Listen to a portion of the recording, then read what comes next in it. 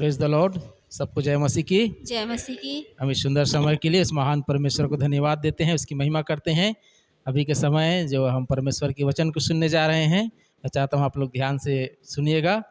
और अभी हम परमेश्वर के वचन से मत्ती रचित सुसमाचार निकालेंगे 6 अध्याय और उसका 33 पद। इसलिए पहले तुम परमेश्वर के राज्य और उसके धर्म की खोज करो, तो ये सब वस्तुएं भी तुम्हें मिल जाएगी। धन्यवाद। हम यहाँ पर छोटा सा दुआ करेंगे, फिर उसके बाद आगे बढ़ेंगे। आइए अपनी आंखों को बंद करें। प्रभु जी धन्यवाद देते हैं, सर्वशक्तिमान दयालु जीवित परमेश्वर पिता, तेरे चरणों में आते हैं प्रभु जी। इस समय पिता जब आपके वचन की ओर जा रहे हैं प्रभु जी, प्रार्थना करते हैं पिता तो मुझे इस्तेमाल कर प्रभु जी। जो वचन आता है पिता, ना मेरे बल से, ना मेरे बुद्धि से, ना मेरी ताकत से, परंतु प्रभु जी आपकी आत्मा की अगुवाई में होने पाए। प्रभु जी सुनने वाले एक एक आशीष देना पिता, कि वचन का प्रकाशन हमारे जीवन में होने पाए। आपकी आत्मा हमारे बीच मंडराती रहे प्रभु जी। हम सारे बातों को तेरे हाथों में देते हैं पिता, दुआ यीशु मसीह के नाम से मांगते हैं, आमीन आमीन। आज जो हम सीखने जा रहे हैं उसका शीर्षक है एक मसीही जीवन के 3 महत्वपूर्ण काम। यदि आप आशीष पाना चाहते हो तो इस 3 काम को अपने जीवन में करना जरूरी है ना। एक मसीही व्यक्ति को 3 काम करना जरूरी है। तो हम पहला काम देखें यहाँ पर। पहला काम क्या है? 6:33, मत्ती 6:33 में लिखा है पहला काम, पहले तुम परमेश्वर के राज्य और उसके धर्म की खोज करो, है ना, तो ये सब वस्तुएं तुम्हें मिल जाएगी। सब क्या क्या हो जाएगा? सब ये वस्तुएं तुम्हें मिल जाएंगी। तो हमें सबसे पहला काम, सबसे पहला अपने जीवन में सबसे पहले प्राथमिकता है ना, हमको किसको देना है? तो यहाँ पर हमें बाइबिल सिखाती है, परमेश्वर के वचन सिखाती है कि सबसे पहले हमें किस चीज़ को देनी है? परमेश्वर के महिमा के लिए, उसके राज्य, उसके धर्म की खोज करेंगे, है ना। तब संसार की वस्तुएं जो हमारा ज़रूरत है ना, जो हमको ज़रूरत है वो हमको मिल जाएगी। क्या है? हमको जो ज़रूरत, जो हमको चाहिए, है ना, हमारा परमेश्वर जानता है कि हमको रोटी चाहिए, कपड़ा चाहिए, मकान चाहिए, अच्छा स्वास्थ्य चाहिए, है ना। तो उसको मांगने की ज़रूरत नहीं है, उसको मांगने की ज़रूरत नहीं है, वो हमें यूँ ही मिल जाएगी, फ्री में मिल जाएगी। तो पहले क्या क्या करना है? परमेश्वर के धर्म और उसके राज्य की खोज करेंगे। जैसे एक उदाहरण दे रहा हूँ, जैसे कि हम कहाँ जाते हैं? होटल जाते हैं ना। मैं एक बार और इस उदाहरण को बता चुका हूँ। अब जैसे होटल में जाते हैं, हम क्या बोलते हैं? इडली का, डोसा का, है ना, हम क्या करते हैं? ऑर्डर देते हैं कि हमको ये चाहिए। तो वो खाली इडली डोसा बस को ला करके नहीं देता, है ना, लेकिन उसके साथ क्या क्या देता है? उसके साथ वो चटनी भी देगा, सांभर देगा, है ना, आपको प्याज भी देगा, मिर्ची भी देगा, उसके साथ में और बहुत सारा कुछ देते हैं। लेकिन उसका हम ऑर्डर नहीं करते, उसका मांग नहीं करते, है ना। क्यों नहीं करते? क्योंकि उसके साथ वो क्या है? फ्री है, मुफ्त है उसके साथ। लेकिन यदि हम कहें कि मुफ्त है तो ठीक है, ये पैसा वालों को रख दो और मुफ्त वाला ही हमको दे दो, है ना, 5 कटोरी उसी के ले आ बोलेंगे, तो देगा क्या होटल वाला?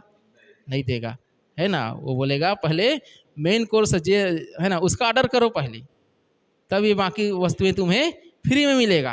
लेकिन हम खाली फ्री वाला को मांगेंगे, बस वो फ्री वाला को दे दो, पैसा वाला को रख ले रहो, है ना, तो हमको नहीं मिलेगा। लेकिन हम लोग वैसे करते हैं, है ना।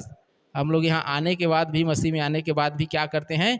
बड़ा सा एक लिस्ट लेकर के बैठ जाते हैं प्रार्थना करने के लिए, और अब प्रभु मुझे ये दे, ये दे, ये दे करके पूरा क्या करते हैं?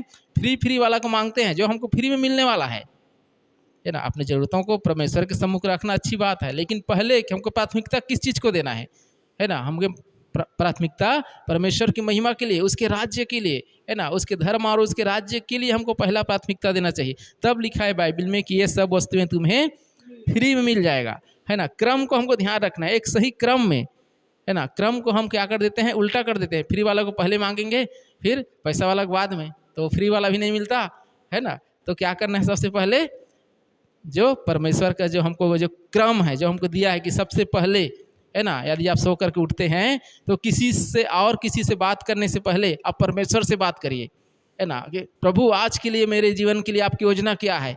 प्रभु आपकी इच्छा क्या है ना। परमेश्वर से आप बात करिए। किसी और चीज़ को देखने से पहले लोग सुबह उठते हैं, क्या करते हैं? पहले मोबाइल में चैट देखेंगे, है ना, रील देखेंगे, ये करते, दुनिया भर के सांसारिक बातों को। तो उससे पहले बाइबल में कहता है सबसे पहले क्या करना है? परमेश्वर से बातें करना है। परमेश्वर के वचन को आप देखिए, परमेश्वर के वचन को सुनिए, है ना। किसी और के चेहरा देखने से पहले आप परमेश्वर के वचन को देखिए, है ना। किसी और की वाणी सुनने से पहले परमेश्वर की वाणी को आप सुनने की कोशिश करिए। तब परमेश्वर कहता है कि ये सब तुम्हें फ्री वाला जो है वो सब तुम्हें मिल जाएगा। मत्ती 6:8 पढ़िए। मत्ती 6 इसलिए तुम उनके समान ना बनो, क्योंकि तुम्हारा पिता तुम्हारे मांगने से पहले ही जानता है कि तुम्हारी क्या क्या आवश्यकताएं हैं। हाँ, तुम उनके समान मत बनो। किनके समान?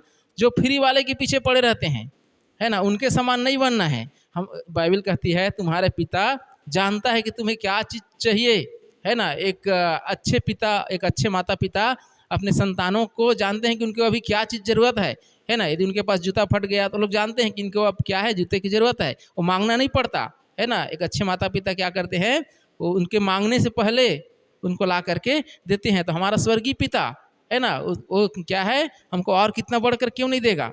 लिखा है परमेश्वर पहले से ही जानता है कि हमारा क्या ज़रूरत है, इसलिए हमको उन सांसारिक वस्तुओं को मांगने की ज़रूरत नहीं है। परमेश्वर हमें यूं ही प्रदान करेगा। अब यशायाह 65 अध्याय का 24 पद पढ़िए।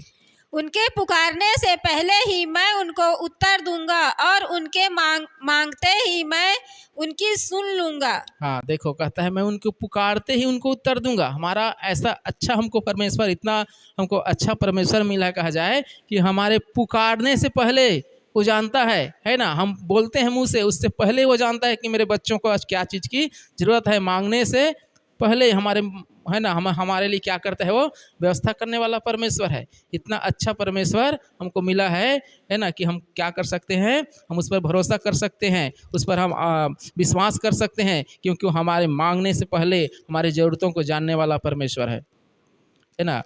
तो हमको सांसारिक वस्तुओं के लिए, खाली धन के पीछे, खाली पैसा के पीछे, सांसारिक वस्तुओं के पीछे नहीं पड़ना है, परंतु क्या करना है, पहली प्राथमिकता अपने जीवन में देना है परमेश्वर के धर्म और राज्य की, है ना। बाकी संसार के लोगों को क्या किया है, शैतान ने उनको उल्टा कर दिया है। वो लोग क्या करते हैं, सांसारिक वस्तुओं के पीछे पड़ रहते हैं दिन रात दिन रात दिन रात, है ना। उनको बस क्या चाहिए, पैसा पैसा, चारों तरफ बस पैसा, है ना। उसी को लोग क्या बोलते हैं, सफलता बोलते हैं। सफल, एक संसार की दृष्टि में किसी पूछो कि सफल व्यक्ति कौन है, तो वो लोग क्या बताएंगे, जो बहुत पैसा कमा लिया है, जो अच्छा बड़ा घर बना लिया है, जिसका गाड़ी बंगला है, उसको बोलेंगे सफल व्यक्ति है। तो बाइबिल उनको सफल नहीं कहता, है ना। बाइबिल के दृष्टि में सफल वो व्यक्ति है जो पहले परमेश्वर के धर्म और राज्य की खोज करता है ना। एक शायर ने ऐसे कहा था, छोटा शायरी बता रहा हूँ, है ना। उन्हें खुदा मिले जिन्हें है खुदा की तलाश, उन्हें खुदा मिले जिन्हें है खुदा की तलाश, हमें तो नोटों का बंडल मिले बस बात खलास। ये संसारिक लोगों का क्या है, सोच है ऐसा, है ना। हमें तो नोटों का बंडल मिले बस बात खलास, उनको और कुछ नहीं चाहिए, बस पैसा पैसा, है ना। लेकिन हमारा परमेश्वर ऐसा नहीं कहता, वो फ्री में तुमको मिलेगा, तुमको क्या ज़रूरत है तुमको वो सब मिल जाएगा। हम सिकंदर महान के बारे में जानते हैं, है ना। जब उसके वो बहुत क्या था, पूरे विश्व में उसका शासन था, है ना। वो पूरा क्या था, पूरे विश्व को जीत लिया था। और हम देखते हैं कि जब उसकी मृत्यु हुई, है ना, उसको एक ऐसा बीमारी हुआ मलेरिया जैसे, तो उसको बहुत सारे उसके पास निजी डॉक्टर लोग थे उसका, है ना, लेकिन फिर भी उसको नहीं बचा पाए। पैसे की कमी नहीं था, डॉक्टर की कमी नहीं था, लोगों की कमी नहीं था, सब सुविधा था, फिर भी उनको नहीं बचा पाए। तो मरने से पहले उन्होंने क्या कहा कि जब मैं मर जाऊं तो मेरे ताबूत में दोनों हाथ को मेरा बाहर निकालना, उसके लिए छेद बनवाना और दोनों हाथ को मेरा बाहर निकालना। तो बोले ऐसा क्यों, है ना। लोग पूछे तो बोला क्योंकि लोगों को पता चले कि मैं सारी दुनिया को जीत करके भी मैं क्या कर रहा हूँ, खाली हाथ जा रहा हूँ, लोगों के संदेश जाना चाहिए, है ना। और मेरे साथ जब मुझे लेकर के गाड़ने जाओगे तो मेरे साथ डॉक्टरों का टीम मेरे पीछे पीछे जाना चाहिए।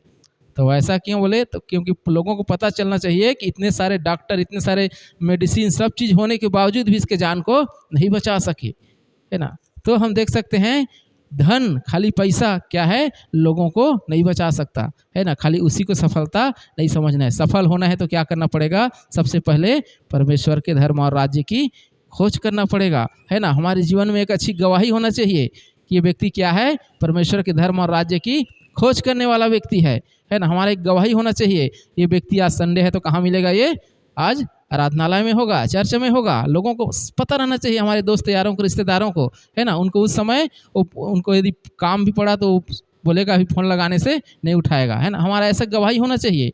यीशु मसीह जब 12 साल का था तो जब यरूशलेम आए थे, है ना, साल में एक बार आते थे यहूदी लोग आराधना करने के लिए।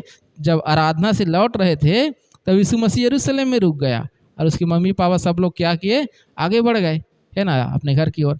जब 3 दिन का रास्ता पार हो गया तब उन लोग को समझ में आया कि यीशु मसीह तो हमारे साथ नहीं है, यीशु हमारे साथ नहीं है। फिर देखने लगे, खोजने लगे, है ना। फिर वो लोग वापस आए, है ना। तो यीशु मसीह को उन मंदिर में सवाल जवाब करते हुए पाए, है ना। उनको सवाल जवाब करते हुए पाए यीशु मसीह को। उसकी मम्मी थोड़ा उसको झिड़कते हुए बोली कि हम कहाँ कहाँ तुमको नहीं खोजा, तुम हमारे साथ ऐसा क्यों किया, है ना। यीशु मसीह क्या बोलता है, आपको पता होना चाहिए कि मुझे अपने पिता के घर में होना जरूरी है, अवश्य है ना। ये उसका गवाही होना चाहिए। उनको कहता है कि आपको पता होना चाहिए कि मुझे कहाँ होना चाहिए, मैं कहाँ रहूँगा, आपको पता होना चाहिए। मुझे अपने पिता के घर में होना क्या है, जरूरी है ना। तो इस प्रकार हमारा भी गवाही होना चाहिए लोगों के बीच में कि ये व्यक्ति कैसा है ना। हमारे अड़ोस पड़ोस को गवाही होना चाहिए कि ये व्यक्ति कैसा है, ये, है ना। तो एक अच्छा हमारे जीवन में क्या होना चाहिए, गवाही होना चाहिए।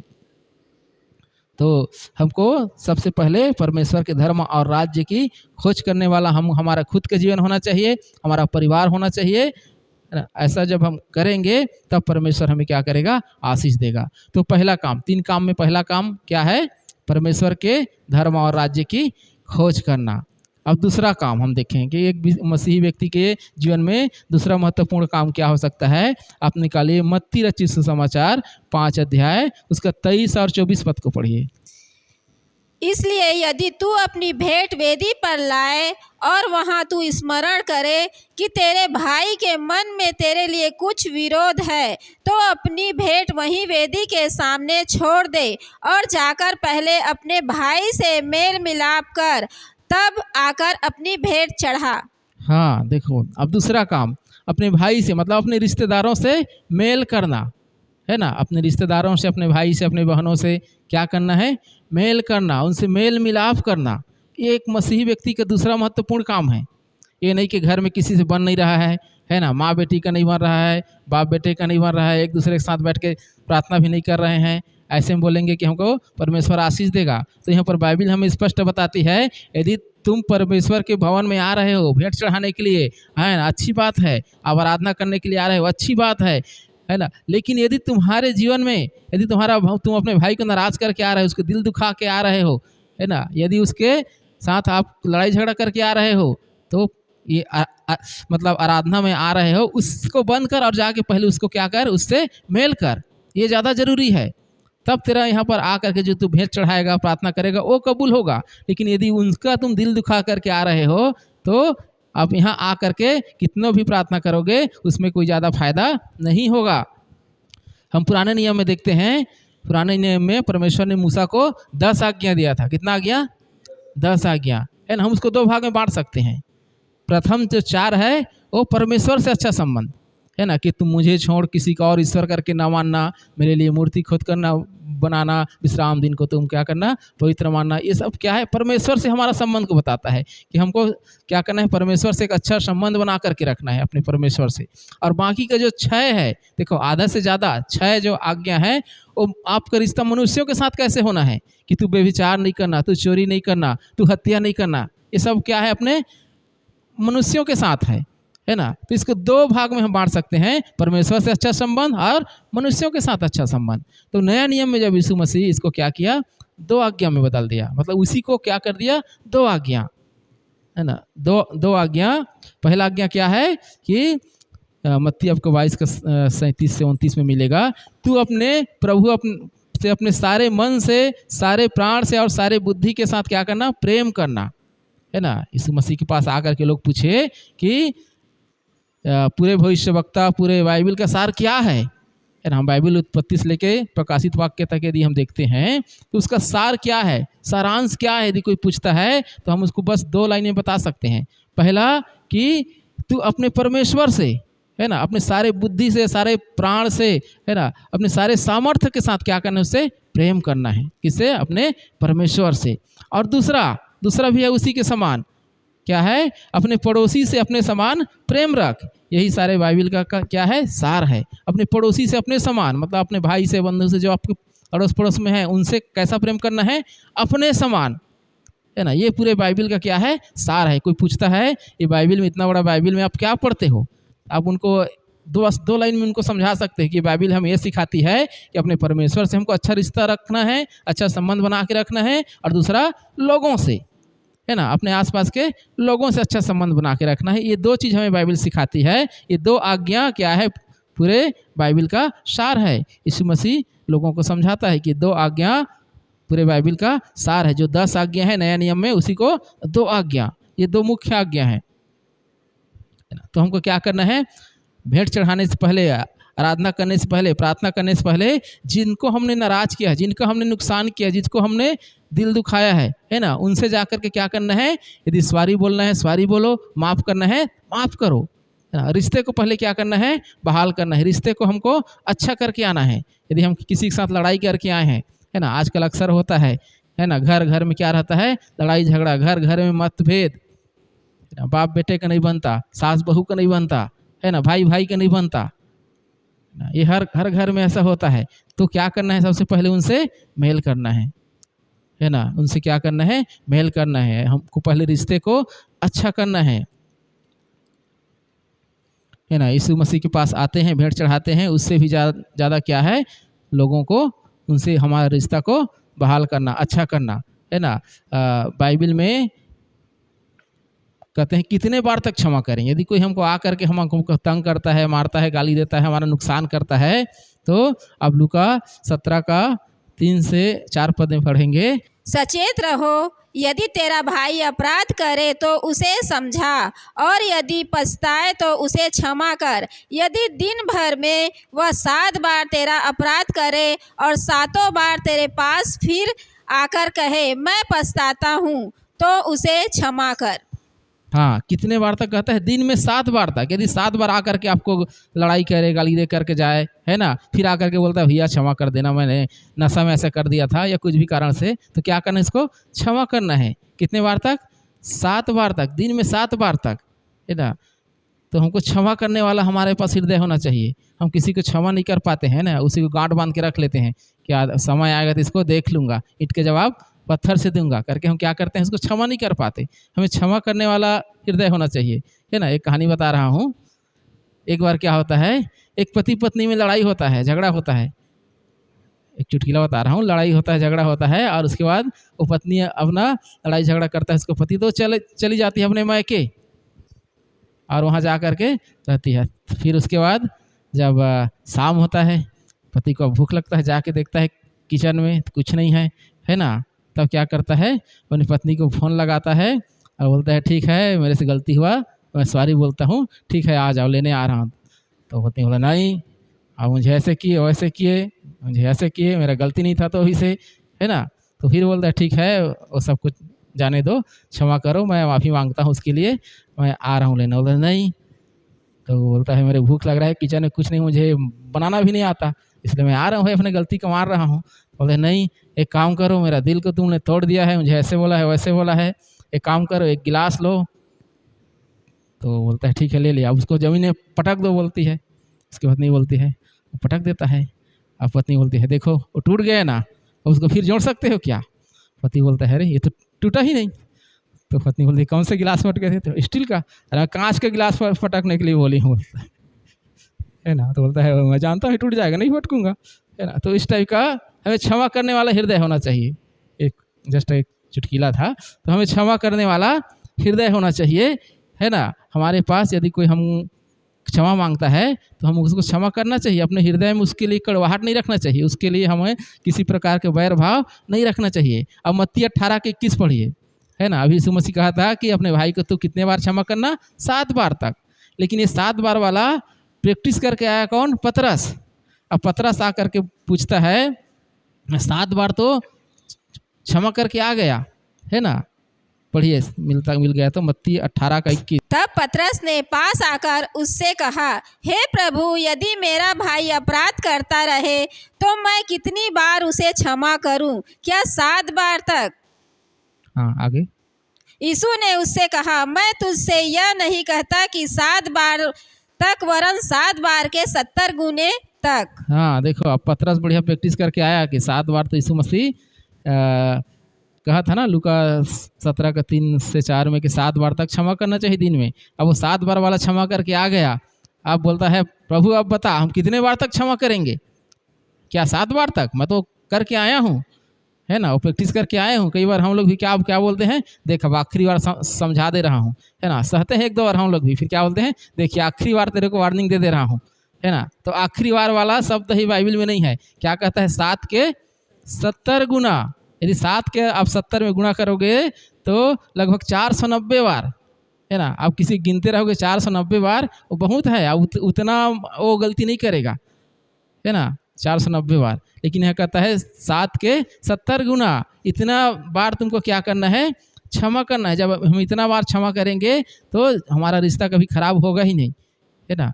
इसलिए यहाँ पर बाइबल सिखाती है कि तुमको क्या करना है, क्षमा करने वाला व्यक्ति बनना है। कई लोग रिश्ते को ही ख़त्म कर देते हैं, अब आज से ये हमारा इसका रिश्ता ख़त्म, है ना, ऐसे बोलते हैं, अब तेरा मेरा हो गया, अब कहीं बनेगा ही नहीं जीवन में। हम लोग ठान लेते हैं कि उन्होंने मेरा ऐसा किया, अब इसका मेरा कभी बनेगा ही नहीं। अच्छा आप लोगों को बताइए, आप लोगों के हाथ में कितनी उंगली है? 10 ना, अंगूठा मिला के 10 उंगली है ना। तो उसमें का नाखून बढ़ता है ना, हमेशा 4 दिन 8 दिन में हम काटे रहेंगे फिर बढ़ जाता है, बढ़ता है कि नहीं? तो आप लोग नाखून को काटते हो कि उंगली को? किसको काटते हैं? नाखून को ना, बहुत समझदार लोग हैं आप लोग, है ना। उंगली को नहीं काटते ना, उंगली को नहीं काटते, हम नाखून को काटते हैं, बार बार बढ़ जाता है, फिर भी उसको क्या करते हैं, बार बार काटते हैं, बार बार काटते हैं। तो उसी प्रकार उंगली को नहीं काटते, उसी प्रकार हमको रिश्ता को नहीं काटना है, जो समस्या है उसको ख़त्म करना है ना। जो समस्या है उस समस्या को काटना है, ना कि उंगली को।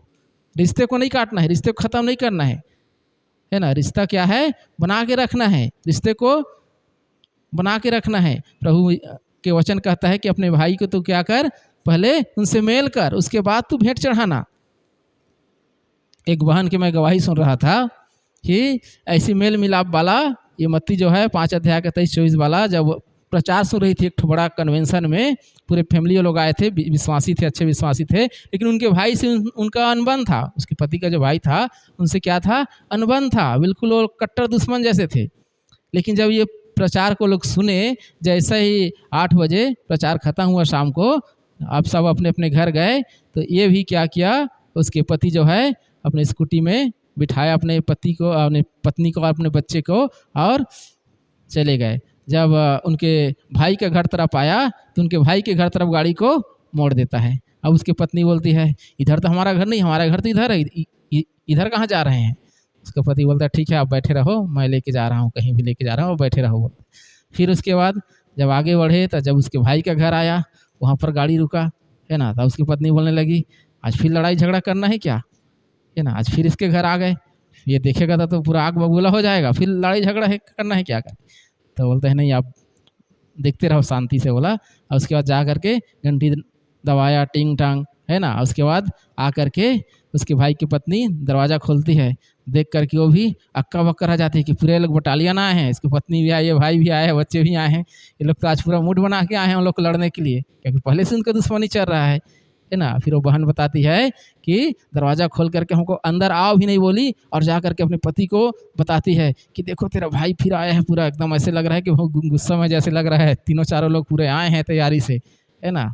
उसका भाई वो उठा, आया बाहर, बोलता ठीक है देखेंगे करके, और आ करके अपने भाई, जब दरवाज़ा में खड़े थे वो लोग, जैसे ही उसके भाई दरवाज़ा में आया तो ये जो वचन सुन करके आया था वो भाई दोनों हाथ जोड़ करके बोलता है भाई हम लोग क्षमा मांगने आए हैं, लड़ाई झगड़ा करने नहीं आए हैं, हमको क्या कर, क्षमा कर करके। जैसे वो क्षमा मांगा अपने भाई से, तो क्या हुआ, वहाँ पर पवित्र आत्मा काम किया, और उसका भाई का जो घर में जो था उसका पूरा हृदय पिघल गया, अपने भाई को जा कर के गले लग करके वो रोने लगा, है ना। और उसके पत्नी जो है अपने भाई के जो उसके साथ में जो गई थी बहन, उसको गले लग करके वो भी रोने लगी, है ना। उसके बाद कुछ देर तक ऐसी रहा। उसके बाद जब ये लोग अपने घर आने लगे तो बोलता है घर मत जाओ, या यहीं पर खाना पीना बनाते हैं, यहीं पर खा पी करके फिर जाएंगे। इस प्रकार से एक वचन सुन करके हम देखते हैं कि उनका जो बहुत दिन से जो टूटा हुआ रिश्ता था वो अच्छा हुआ। और उस बहन बताती है उस दिन से मुझे ऐसे लगता है कि प्रभु ने मेरे जीवन में काम किया और मुझे अब एक अच्छे मतलब एक अच्छे शांति का अनुभव मिल रहा है, मेरे मन में बहुत एक क्या मिल रहा है, मुझे शांति मिल रहा है। ऐसे करके बहन अपने गवाही को बताती है। तो हमें भी यदि हमारे साथ किसी व्यक्ति को यदि कुछ भी अनबन है तो क्या करना है, उसको उस संबंध को ठीक करना है। हालेलुया, है ना। उस संबंध को क्या करना है, ठीक करना है। गलती किसी का भी हो सकता है हमारा गलती ना हो, उन्हीं का गलती हो, है ना। लेकिन परमेश्वर का वचन क्या कहता है, उन्हें 7 के 70 गुना क्षमा कर, है ना। तो हमको क्षमा करने वाला हृदय लेकर के उनके पास जाना चाहिए, है ना। क्षमा करने वाला हृदय के साथ उनके पास जाएंगे तो जरूर है कि क्या होगा, रिश्ता सुधरेगा। यदि वहाँ पर जाएं, यदि हमको संबंध ठीक करना है तो वहाँ पर कम किसका गलती है, मेरा गलती नहीं है, वो उसका क्षमा मांगना चाहिए, ऐसे सोच के ना जाएं, है ना। तराजू जैसे लेकर के जाएंगे, तौलेंगे, हमारा 1 किलो गलती है, उसका तो 5 किलो गलती है, तो उसमें संबंध नहीं सुधरेगा। संबंध सुधारना है तो क्या करना पड़ेगा, गलती किसी का भी रहे, है ना, उसको क्या कर दो, क्षमा कर दो। हम तो क्षमा कब कर पाएंगे, जब उस व्यक्ति के लिए हमारे अंदर प्रेम रहेगा, है ना। उस व्यक्ति के लिए हमारे अंदर प्रेम रहेगा तो हम उसको क्षमा कर पाएंगे। तो हमको क्या करना है, अपने अंदर प्रेम को लाना है ना। उस व्यक्ति के लिए हमारे दिल में प्रेम होना चाहिए। जैसे मैं बच गया हूँ वैसे ये भी बचना चाहिए। हालेलुया। पौलुस क्या कहता है, यदि मैं स्वर्गदूतों की बोली बोलूँ, है ना, अच्छा प्रचार करूँ, अच्छा गीत गाऊँ, लेकिन मेरे अंदर प्रेम नहीं है तो मैं क्या हूँ, ठनठनाता हुआ पीतल और झंझनाता हुआ झांझ हूँ। तो प्रेम का होना जरूरी है ना। तभी हम क्या हैं, हम एक अच्छे मसीही हो सकते हैं, एक अच्छे परमेश्वर के संतान हो सकते हैं। परमेश्वर हमारे बीच में होना, प्रेम हमारे अंदर होना जरूरी है ना। बाइबल कहता है परमेश्वर प्रेम है, इसलिए हमें भी क्या करना है, प्रेम करना है, परमेश्वर के स्वभाव को प्रदर्शित करना है। यदि किसी से अनबन है तो क्या करना है, उसको सॉरी बोलना है, माफ़ करना है तो उसको माफ़ कर देना है। तो ये दूसरा काम बताया, क्या करना है, अपने भाई से मेल करना है, अपने रिश्तेदारों से मेल मिलाप करना है। पहला काम क्या बताया, परमेश्वर के धर्म और राज्य की खोज करना है सबसे पहले। दूसरा काम बताया कि अपने संबंधों को ठीक करना है। किसी के भी साथ यदि आपका संबंध खराब है, अनबन है, तो क्या करना है, इसको सुधारना है। अब तीसरा काम और आखिरी काम, ये सबसे महत्वपूर्ण काम है। आप मत्ती रचित सुसमाचार उसी का 23 अध्याय उसके 25 और 26 पद को पढ़िए। हे कपटी शास्त्रियों और फरीसियों, तुम पर हाय, तुम कटोरे और थाली को ऊपर ऊपर से तो मांजते हो, परंतु वे भीतर अंधेर और असमय संयम से भरे हुए हैं। वे अंधे फरीसी पहले कटोरे और थाली को भीतर से मांज कि वे बाहर से भी स्वच्छ हो। क्या कहता है, हे अंधे, है ना, तुम क्या करते हो, बर्तन को बाहर से मांजते हो, अंदर से नहीं मांजते, है ना। एक बार पढ़ने से ऐसे लगता है कि यीशु मसीह बर्तन मांजने के लिए सिखा रहा है कि अंदर से ही मांजो, है ना। हालेलुया। हम परमेश्वर के बर्तन हैं, हम परमेश्वर के पात्र हैं। वो हमारे विषय में कह रहा है कि तुम क्या करो, अपने अंदर की सफाई करो, अपने दिल की सफाई करो। बाहर से तो बहुत बढ़िया मस्त एकदम नहा धो करके टिप टाप कपड़ा पहन के एकदम क्रीम पाउडर लगा करके मेकअप करके आ जाते हैं, लेकिन अंदर की सफाई कौन करेगा, हमारे हृदय की सफाई कौन करेगा। हालेलुया। मसीह उस अंदर की, उस बर्तन की बात कर रहा है, हमारे अंदर की सफाई की बात कर रहा है ना। हमारे अंदर की सफाई, हमारे दिल की सफाई होना चाहिए। यदि दिल में किसी के लिए क्या बोलते हैं, कड़वाहट लिए बैठे हैं, दिल में गंदगी को भर के बैठे हैं, तो क्या है, हम परमेश्वर से यदि हम आशीष की इच्छा करेंगे तो कहाँ से होगा। हालेलुया। है ना। हम क्या हैं, परमेश्वर के मंदिर हैं, उसके बर्तन हैं। परमेश्वर हमारे हृदय में आकर के रहना चाहता है। हम बाहर से बहुत सफाई करते हैं, लेकिन परमेश्वर कहता है पहले अपने अंदर की सफाई कर। जब मैं आना चाहता हूँ, है ना, यीशु मसीह हमारा हृदय में आना चाहता है, और हम हमारा बाहरी रूप रंग से उसको कोई मतलब नहीं है। हम कितना भी अच्छा परफ्यूम लगा करके आ जाएं, उसको कोई मतलब नहीं है उससे। वो हमारे हृदय की सुगंध को चाहता है। हमारे हृदय साफ होना चाहिए, हमारे हृदय में प्रेम होना चाहिए, प्रेम का खुशबू आना चाहिए। हालेलुया। तब परमेश्वर हमको क्या करेगा, आशीष देगा, है ना। जैसे कोई सम्मानी व्यक्ति हमारे घर आता है, कोई अच्छा व्यक्ति, बड़ा व्यक्ति, तो क्या करते हैं, अपने घर की सफाई करते हैं, बढ़िया टिप टाप, जो फटा पुराना रहेगा उसको अंदर रख देंगे, छिपा देंगे, उसके ऊपर नया चादर डाल देंगे, बढ़िया उसको टिप टाप बना देते हैं, ताकि कोई आए तो देखे कि हाँ बढ़िया है, अच्छा टिप टाप, है ना। लेकिन राजाओं का राजा, प्रभुओं का प्रभु, है ना, उस महान परमेश्वर हमारे हृदय में आना चाहता है, तो अपने हृदय की सफाई हमको कितना और ज़्यादा करना चाहिए, है ना, बहुत ज़्यादा सफाई करने की ज़रूरत है। हम गीत तो गाते हैं, आ पवित्र आत्मा मेरे दिल में आ, है ना, गीत गाते हैं, लेकिन यीशु मसीह कहता है तू पहले अपने दिल की सफाई कर तभी आऊँगा। वो तो दरवाज़ा खटखटा रहा है, आना तो चाहता है, लेकिन अंदर क्या है, बदबू मार रहा है, अंदर हमारे हृदय की सफाई नहीं है, तो क्या करेगा, प्रभु नहीं आएगा। हालेलुया। तो क्या करना है, सबसे पहले अपने हृदय की सफाई करना है। हम एक प्रेरितों के काम में देखते हैं 8 अध्याय में एक जादूगर आता है ना, वो जादूगर समौन नाम का जादूगर फिलिप्पुस के प्रचार सुन करके विश्वास में तो आ जाता है ना, क्या करता है, विश्वास करने लगता है यीशु मसीह पर, यहाँ तक कि बपतिस्मा भी ले लेता है। फिर क्या क्या करता है, एक बार जब उनके कार्यों को देखता है कि ये लोग हाथ रखते हैं तो बड़े बड़े भूत प्रेत सब दुष्ट आत्मा निकल जाता है ना, वो ये लोग तो मेरे से बड़ा जादूगर लगते हैं करके क्या क्या करता है, उनके उच्च जादू को जानना चाहता है, उनके हिसाब से ये क्या कर रहा है, जादू कर रहा है करके, है ना। तो एक बार क्या करता है, पतरस के क्या बोलते हैं, तो पतरस के सामने उन्होंने आ करके पैसा लेकर के आता है पतरस के सामने, है ना, और कहता है कि ये नाम मुझे भी दे दो, ये सामर्थ्य मुझे भी दे दो, अब इतना पैसा ले लो करता है ना। पतरस क्या कहता है, तुम्हारे अंदर पित्त किसी कड़वाहट है, तुम्हारे हृदय साफ नहीं है, और तुम ये आशीष लेने आ गए, इसको पैसा से खरीदना चाहते हो, तुम्हारे साथ तुम्हारा ये धन भी नष्ट हो जाए, है ना। देखो विश्वास में आ गया, बपतिस्मा भी ले लिया, लेकिन उसके अंदर क्या है, अभी भी ये सामर्थ्य मुझे मिल जाए तो लोगों को और ज़्यादा जादू दिखा करके और उनको लूटूंगा और ज़्यादा पैसा कमाऊंगा, ये उसका क्या था, उसके हृदय की भावना था, इसलिए वो पैसा लेकर के आ गए कि ये सामर्थ्य मुझे भी दो। तो उसके अंदर में क्या था, पित्त किसी कड़वाहट, मतलब उसके हृदय साफ नहीं था। तो यदि हम मसीह के पास आते हैं, मसीह के पास आते हैं, यीशु मसीह के पास आते हैं, तो क्या करना है, पहले भीतर की सफाई, अंदर की सफाई। हमारे अंदर 2 प्रकार के मनुष्य रहता है ना, एक बाहरी मनुष्यत्व, एक आंतरिक मनुष्यत्व, है ना, एक अंदर की मनुष्य, एक बाहर की मनुष्य। तो बाहर के मनुष्य के लिए हम ज़्यादा ध्यान देते हैं, है ना, टिप टाप रखते हैं, लेकिन अंदर के मनुष्य हमारा यदि गंदा रहेगा तो बाहर के मनुष्य का अच्छा होने से कोई फायदा नहीं है। तो पहले भीतर के आदमी को, भीतर के मनुष्य को क्या करना है, हमें टिप टाप करना है ना। तो हमारे अंदर क्या होना चाहिए, हमारा हृदय शुद्ध होना चाहिए। हालेलुया। एक छोटा सा चुटकुला सुना रहा हूँ, है ना। एक बार क्या होता है, एक लड़की वाले एक लड़के को देखने आए, शादी करने के लिए पसंद करने आए, और आ करके लड़के को बुलाए, बढ़िया बैठे, चाय पानी पिए, और उसके बाद लड़के से पूछते हैं, बोलते हैं बेटा आप पीते पाते तो नहीं हो। वो लड़का क्या बोलता है, नहीं नहीं बिल्कुल नहीं पीता बोलता है ना। फिर कुछ गलत लोगों से संगति तो नहीं है, तो बोलता है नहीं नहीं नहीं नहीं, है ना। कुछ गर्लफ्रेंड बॉयफ्रेंड तो नहीं बनाए हो, बोलता है नहीं नहीं नहीं बिल्कुल नहीं बनाया हूँ, है ना। सारे चीज़ पूछते हैं, सब बोलता है नहीं ऐसा नहीं है मुझे में। आप सब चीज़ पूछ लेते हैं, उसके बाद लड़की के पिताजी बोलता है कि ठीक है हम सारे चीज़ पूछ लिए, अब तू ही बता तेरे अंदर कोई कमी होगा, कुछ बुराई होगा तो वो व्यक्ति क्या बोलता है, मेरे अंदर सिर्फ एक ही बुराई है बोलता है, एक ही कमी है, और वो क्या है, बस मैं झूठ बोलता हूँ बोलता है ना, मैं झूठ बोलता हूँ बस बोलता है। मतलब सारे चीज़ें बताया था, वो क्या था, झूठ बोला था। तो अंदर की सफाई नहीं है।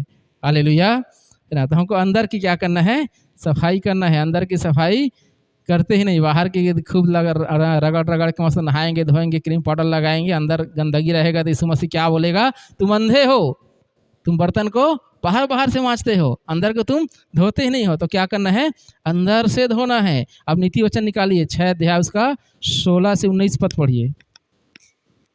6 वस्तुओं से यहोवा बैर रखता है, वरन 7 है जिनसे उसको घृणा है, अर्थात घमंड से चढ़ी हुई आंखें, घमंड से चढ़ी हुई आंखें, है ना। परमेश्वर को 6 नहीं परंतु 7 बातों से घृणा होती है। पहला है घमंड से चढ़ी हुई आंखें, घमंडी लोगों को परमेश्वर पसंद नहीं करता, और नम्र लोगों को पसंद करता है।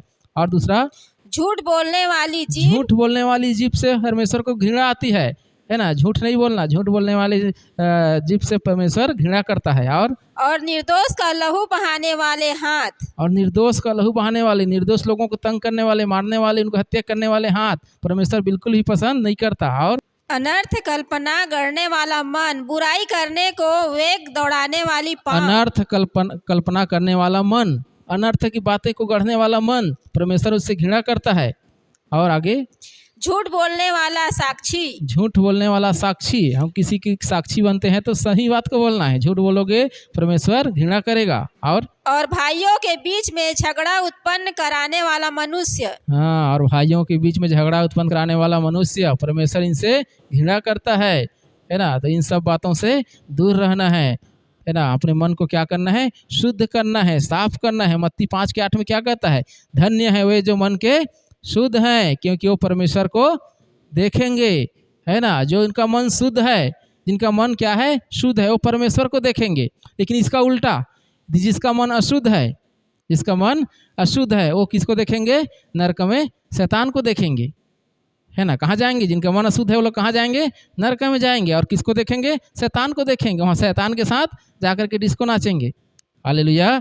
तो हमें क्या करना है, अपने मन को शुद्ध रखना है। यदि हम परमेश्वर को देखना चाहते हैं, उसके राज्य में जाना चाहते हैं, कि हम चाहते हैं कि यीशु मसीह आए और हमें भी अपने साथ लेकर के जाए, तो क्या काम करना है, अपने मन को शुद्ध करना है ना। अपने अंदर की सफाई, अपने अंदर को पवित्र करना है।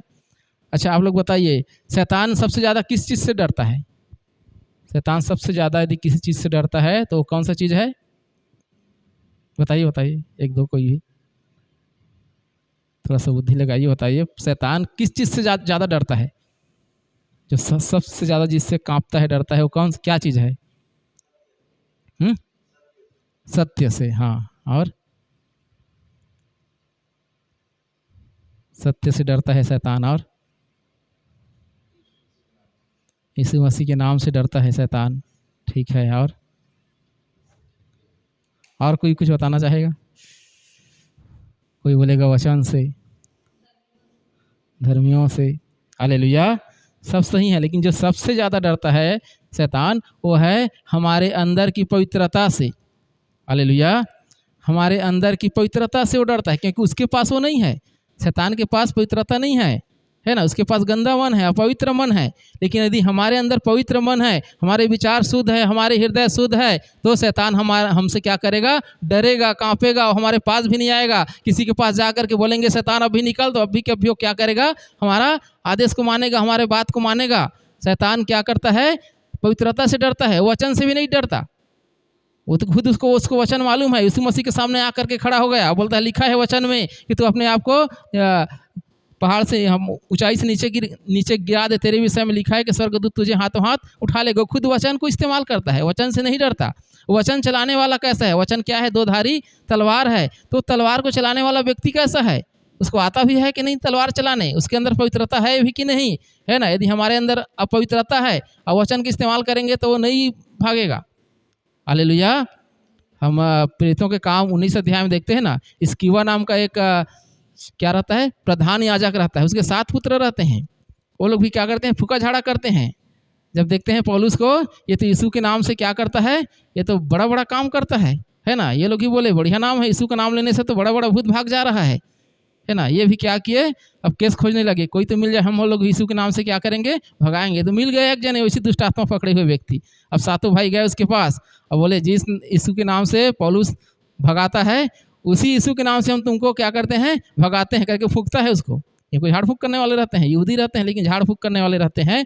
और जिस यीशु के नाम से पौलुस इस्तेमाल करता है, जिस यीशु के नाम से पौलुस तुमको भगाता है, उसी नाम से मैं भी तुमको भगाता हूँ करके क्या करता है, उस दुष्टात्मा वाले व्यक्ति के लिए प्रार्थना करता है। लेकिन इनके अंदर क्या है, पवित्रता नहीं है। ये लोग यीशु को जाने ही नहीं है कौन यीशु मसीह है। दुष्टात्मा क्या बोलती है, मैं पौलुस को भी जानता हूँ, यीशु मसीह को भी जानती हूँ, लेकिन तुम कौन हो तुमको नहीं जानती। और ऐसा उन पर आक्रमण करता है, वो लोग के कपड़ा उपड़ा को फाड़ देता है और नंगे होकर के भागते हैं, ऊपर जान बचा करके, घायल होकर के भागते हैं। लिखा है वो लोग नंगे और घायल होकर के जान बचा करके भागे, है ना। यीशु मसीह के नाम का भी इस्तेमाल किए, सब किए, लेकिन फिर भी शैतान क्या किया, उनसे नहीं डरा।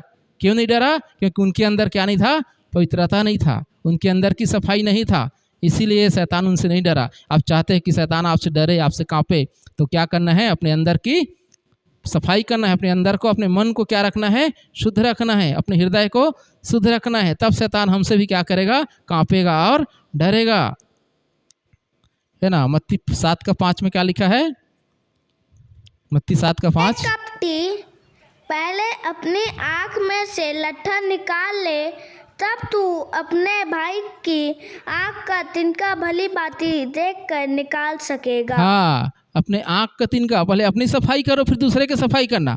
पहले अपने आँख का लट्ठा निकालो फिर दूसरे के आँख का लट्ठा को निकालना, उसके कचरा को निकालना। तो पहले अपनी सफाई करने के लिए कहता है ना। पहले अपने सफाई, अपने अंदर जो कमी है, अपने अंदर जो बुराई है, उसको पहले क्या करना है, दूर करना है। तब हम दूसरे को हम उसकी सफाई कर सकते हैं। हालेलुया, है ना। एक छोटा सा कहानी बता रहा हूँ फिर से। एक साबुन बेचने वाला आया, सर्फ बेचने वाला आया। आते हैं ना गांव-गांव में गाड़ी में प्रचार करने। वो क्या किया, प्रचार किया खूब कि अच्छा है ये वॉशिंग पाउडर, निरमा बढ़िया, दूध के सफ़ेद झकाझक, दुनिया भर के क्या करता है, विज्ञापन करते हैं वो लोग। वो भी किया, है ना। और उसका धड़ा-धड़ बिकने लगा, सब मस्त। उसका जितना सर्फ सोडा लाया था सब बिक गया, एक आखिरी में बचा, है ना। अब शाम होने को था, जिसके घर के सामने उसकी गाड़ी खड़ी थी, वहाँ एक बुजुर्ग व्यक्ति बहुत सामने से उसको देख रहा था, है ना। अब सब बिक गया। अब वो बुजुर्ग व्यक्ति आया उसके पास, ये क्या बोलता है, दादाजी ये आखिरी पीस बचा है, इसको आप ले लो, है ना। उसके बाद मैं जा रहा हूँ, आखिरी पीस बचा है, एकदम बढ़िया है, इसका क्वालिटी एकदम बढ़िया, चकाचक साफ करता है ना। वो बुजुर्ग व्यक्ति पास आया, बोलता है बेटा मैं लेने नहीं आया हूँ, मैं ये बताने आया हूँ कि तुम्हारा कपड़ा इतना गंदा क्यों है। बोलता है तू तो सबको सर्फ बेचता है, साबुन बेचता है, लेकिन तुम्हारा कपड़ा इतना गंदा कैसे है ना। पहले तुमको अपने कपड़ा का साफ करना चाहिए। तो बोलता है दादाजी मुझे सुबह से शाम तक इतना काम करना पड़ता है कि मुझे इसको धोने का टाइम ही नहीं मिलता। आज जा रहा हूँ, फिर कल इसी को सुबह पहन के आना है ना। तो ये अपना सफाई नहीं करता, दूसरों को सफाई करने के लिए वो करता है, बेचता है। तो हमको ऐसा नहीं करना है, पहले अपनी सफाई करना है। हालेलुया, है ना। पहले अपने अंदर की सफाई करना है, फिर दूसरों को उपदेश देंगे। एक ऑपरेशन थिएटर में ऐसा लिखा था, यदि आपने इस दिल को परमेश्वर के सामने खोला होता तो यहाँ औजारों से खोलने की ज़रूरत नहीं पड़ती। हालेलुया। हम क्या करना है, अपने हृदय को परमेश्वर के सामने खोलना है। प्रभु मुझे शुद्ध कर, मेरे हृदय में यदि किसी के लिए कुछ कड़वाहट है, प्रभु इसे दूर करने के लिए मेरी सहायता कर। परमेश्वर के चरणों में आकर के रोना है, गिड़गिड़ाना है। तब हमारे परमेश्वर हमारे हृदय को शुद्ध करने के लिए हमारा साथ देगा, हमारा कहा जाए हमको सामर्थ्य देगा। उड़ाऊ पुत्र के विषय में जानते हैं ना। उड़ाऊ पुत्र क्या था, अपने पिता से धन संपत्ति लेकर के चला गया था, है ना। और वहाँ जाकर के कुकर्मों में उड़ा दिया। लेकिन जब उनको अपनी गलती का एहसास हुआ, और रोया, पछताया, है ना, और वापस आने का निश्चय किया कि मैं वापस जाऊंगा, क्योंकि अब मैं पुत्र कहलाने के लायक नहीं हूँ, है ना। इस प्रकार से वो अपने हृदय को धोया, अपने हृदय को साफ किया, पछताया, रोया, है ना, अपनी गलतियों को माना। उसके बाद जब वापस आता है, तब पिता उसको दूर से ही क्या करता है, गले से लगा लेता है। हालेलुया। कब गले से लगाया, जब अपने हृदय को साफ किया, अपने मनों को शुद्ध किया, तब उसको पिता क्या करता है, गले से लगाता है। हम भी यदि हमारे भी मन में किसी के लिए कुछ दुश्मनी है, कुछ यदि गलत बातें हैं, तो क्या करना है, उसको दूर करना है, तब पिता हमें भी गले से लगाएगा। हालेलुया। परमेश्वर कभी भी पापियों से नफरत नहीं करता। हम लोग सोचते हैं ना बहुत पापी है, परमेश्वर इसे दंड देगा। परमेश्वर पापियों से नफरत नहीं करता। हम पूरे बाइबल में हम देख सकते हैं, यदि नफरत करता है तो ढोंगी लोगों से। हालेलुया।